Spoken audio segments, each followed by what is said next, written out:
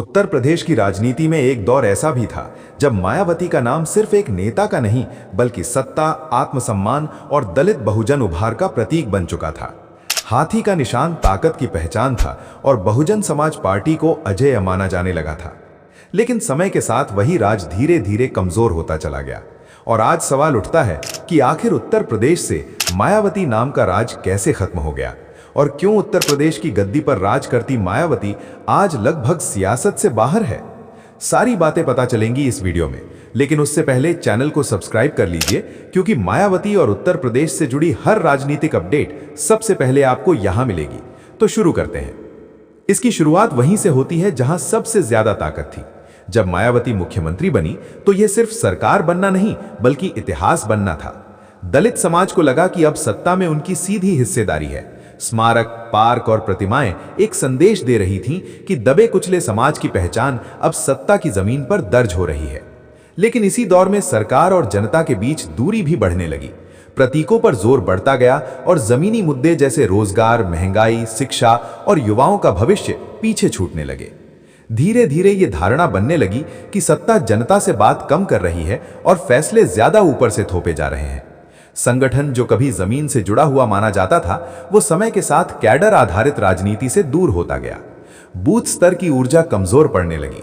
नए नेताओं को आगे लाने की बजाय वही पुराने चेहरे दोहराए जाते रहे। इसी बीच उत्तर प्रदेश की राजनीति दो ध्रुवों में बढ़ती चली गई।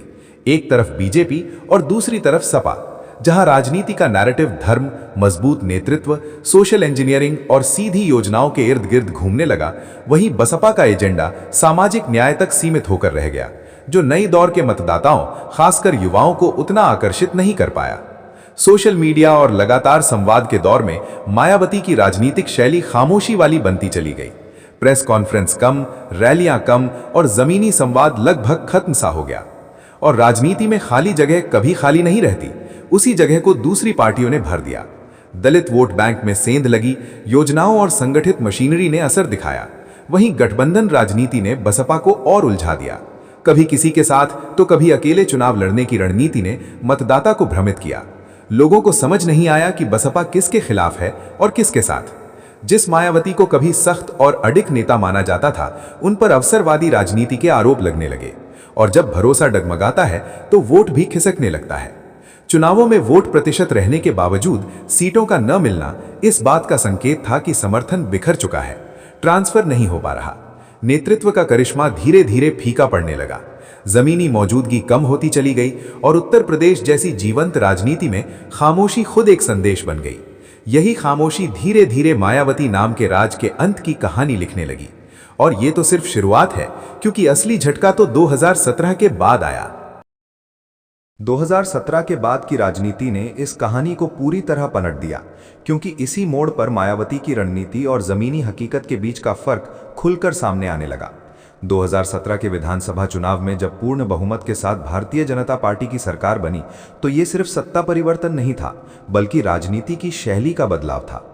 मजबूत संगठन, आक्रामक प्रचार, हर वर्ग को छूने वाली योजनाएं और एक चेहरे के इर्द गिर्द केंद्रित नेतृत्व ने जनता को यह संदेश दे दिया कि अब सत्ता दूर नहीं बल्कि सीधी है। इसके उलट बसपा की राजनीति बयान और प्रतिक्रिया तक सीमित होती चली गई। जमीनी संघर्ष, आंदोलन और लगातार संवाद जो कभी उसकी पहचान थे, वो लगभग गायब हो गए। 2019 के लोकसभा चुनाव ने इस गिरावट को और साफ कर दिया, जब गठबंधन के बावजूद अपेक्षित सफलता नहीं मिली। इससे यह साफ हो गया कि वोट बैंक अब सिर्फ जोड़ घटाव से नहीं चलता, बल्कि भरोसे और निरंतर संपर्क से बनता है। सबसे बड़ा नुकसान यह हुआ कि बसपा का कोर वोटर खुद को अनाथ महसूस करने लगा, जिसे लगने लगा कि पार्टी अब चुनावी समय पर ही दिखाई देती है। युवाओं के बीच पार्टी का कोई चेहरा, कोई सपना और कोई भविष्य का रोड मैप नहीं दिखा। वहीं दूसरी तरफ सोशल मीडिया, जमीनी कार्यक्रमों और योजनाओं के जरिए नए मतदाताओं को साधा जा रहा था। बसपा का संगठनात्मक ढांचा लगभग ठहर सा गया। जिला और बूथ स्तर पर जो सक्रियता होनी चाहिए थी, वो कागजों तक सिमट गई। टिकट वितरण और नेतृत्व चयन में पारदर्शिता की कमी के आरोपों ने पुराने कार्यकर्ताओं को भी हतोत्साहित किया। नतीजा ये हुआ कि जो लोग कभी जान लगाकर चुनाव लड़ते थे, वो या तो निष्क्रिय हो गए या दूसरी पार्टियों की ओर देखने लगे। 2022 के विधानसभा चुनाव ने स्थिति पर अंतिम मुहर लगा दी, जहां बसपा सत्ता की दौड़ से लगभग बाहर नजर आई। ये हार सिर्फ सीटों की नहीं थी, बल्कि राजनीतिक प्रासंगिकता की थी। जनता के बीच ये धारणा बन गई कि बसपा अब विकल्प नहीं रही, और राजनीति में जब कोई पार्टी विकल्प नहीं बन पाती तो उसका प्रभाव अपने आप सिमटने लगता है। मायावती की सबसे बड़ी ताकत उनका अनुशासन और केंद्रीय नियंत्रण था, लेकिन वही चीज समय के साथ कमजोरी बन गई, क्योंकि बदलते दौर में पार्टी को सामूहिक नेतृत्व, नए चेहरों और खुली बहस की जरूरत थी, जो नहीं हो पाया। नतीजा ये हुआ कि उत्तर प्रदेश की राजनीति में मायावती का राज किसी एक दिन में खत्म नहीं हुआ, बल्कि कई चुनावों, कई गलत फैसलों और लगातार बढ़ती खामोशी के बीच धीरे धीरे ढलता चला गया।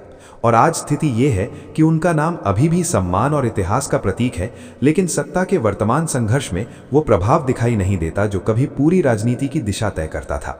यही वजह है कि लोग कहते हैं कि उत्तर प्रदेश से मायावती नाम का राज खत्म नहीं हुआ, बल्कि समय की रफ्तार में पीछे छूट गया। और अब सवाल ये नहीं कि क्या हुआ, बल्कि ये है कि क्या कभी वापसी का रास्ता फिर से बन पाएगा, या ये अध्याय यही इतिहास बनकर रह जाएगा। इसके बाद कहानी उस मोड़ पर पहुंचती है जहां सिर्फ चुनावी हार या संगठन की कमजोरी की बात नहीं रह जाती, बल्कि सवाल नेतृत्व, भविष्य और बदलती पीढ़ी की राजनीति का बन जाता है। मायावती की सबसे बड़ी पहचान हमेशा उनका सख्त अनुशासन और एक छत्र नियंत्रण रही है। यही वजह थी कि पार्टी में कभी गुटबाजी खुलकर सामने नहीं आई, लेकिन समय बदला और राजनीति भी। आज की राजनीति में सिर्फ आदेश नहीं, बल्कि संवाद, भागीदारी और निरंतर मौजूदगी की मांग होती है। यही वो जगह है जहां बसपा सबसे ज्यादा पिछड़ती चली गई। पार्टी का पूरा ढांचा एक व्यक्ति पर निर्भर रहा। फैसले ऊपर से आते रहे और नीचे सवाल पूछने की जगह धीरे धीरे खत्म होती गई।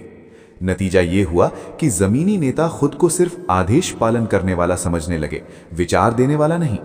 और जब किसी संगठन में विचार मरने लगते हैं तो वो संगठन सिर्फ नाम का रह जाता है। उत्तर प्रदेश जैसे बड़े और विविध राज्य में, जहां हर जिले की राजनीति अलग है, हर जाति, हर क्षेत्र की अपनी संवेदनशीलता है, वहां एक ही फॉर्मूला हर जगह काम नहीं करता।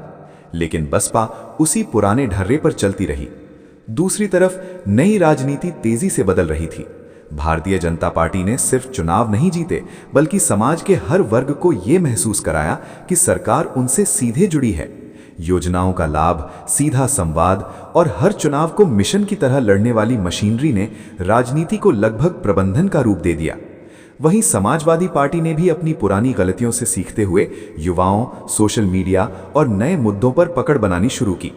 इन दोनों के बीच बसपा का स्पेस लगातार सिकुड़ता चला गया।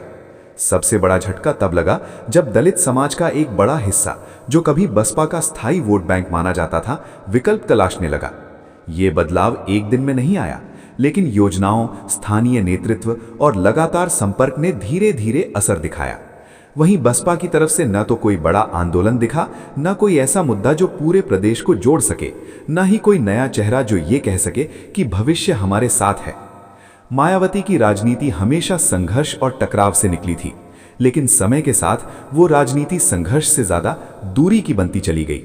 जनता उन्हें सुनना चाहती थी, देखना चाहती थी, उनके शब्दों में भरोसा महसूस करना चाहती थी, लेकिन लंबे लंबे अंतराल की चुप्पी ने उस भावनात्मक जुड़ाव को कमजोर कर दिया। राजनीति में भावनाएं बहुत मायने रखती हैं, खासकर उत्तर प्रदेश में, जहां वोट सिर्फ गणित से नहीं बल्कि एहसास से पड़ता है। एक और बड़ी वजह रही पार्टी के भीतर उत्तराधिकारी को लेकर असमंजस। लंबे समय तक कोई स्पष्ट संकेत नहीं दिया गया कि आगे कौन, कैसे और किस दिशा में पार्टी चलेगी। इससे कार्यकर्ताओं में अनिश्चितता बढ़ी।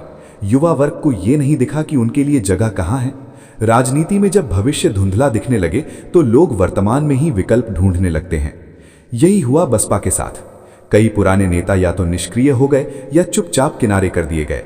नए लोगों को मौका मिला तो संगठन की पकड़ नहीं मिली, और इस पूरी प्रक्रिया में पार्टी का विस्तार रुक सा गया। बसपा की राजनीति कभी सत्ता की चाबी मानी जाती थी, क्योंकि बिना उसके समर्थन के सरकार बनना मुश्किल लगता था। लेकिन समय के साथ ये धारणा टूट गई। जब सरकारें उसके बिना बनने लगी और चलने भी लगी, तब जनता के मन में भी ये बैठ गया कि बसपा अब निर्णायक शक्ति नहीं रही। यही मनोवैज्ञानिक बदलाव किसी भी पार्टी के लिए सबसे खतरनाक होता है, क्योंकि राजनीति में धारणा कई बार हकीकत से भी ज्यादा असरदार होती है। चुनाव दर चुनाव बसपा का प्रदर्शन यही बताने लगा कि पार्टी मैदान में तो है, लेकिन खेल उसके हाथ से निकल चुका है। मायावती ने कई बार संकेत दिए कि सही समय आने पर बड़ा फैसला लेंगी, वापसी करेंगी। लेकिन राजनीति में सही समय वही होता है जब जनता तैयार हो, सिर्फ नेता नहीं। और जनता की तैयारी लगातार संपर्क, संघर्ष और भरोसे से बनती है, जो लंबे समय तक गायब रहा। यही वजह है कि उत्तर प्रदेश से मायावती नाम का राज किसी तख्ता पलट से नहीं, बल्कि धीमी राजनैतिक थकान से खत्म हुआ। ये अंत न तो अचानक था, न ही चौंकाने वाला, बल्कि ऐसा था जिसे हर चुनाव, हर नतीजे और हर खामोशी पहले से इशारा कर रही थी। और अब स्थिति यह है कि बसपा का नाम इतिहास, संघर्ष और सम्मान से जुड़ा जरूर है, लेकिन वर्तमान राजनीति में वो डर या आकर्षण नहीं बचा जो कभी उसकी पहचान था। फिर भी भारतीय राजनीति में कुछ भी स्थायी नहीं होता। यहाँ गिरावट के बाद वापसी के उदाहरण भी हैं।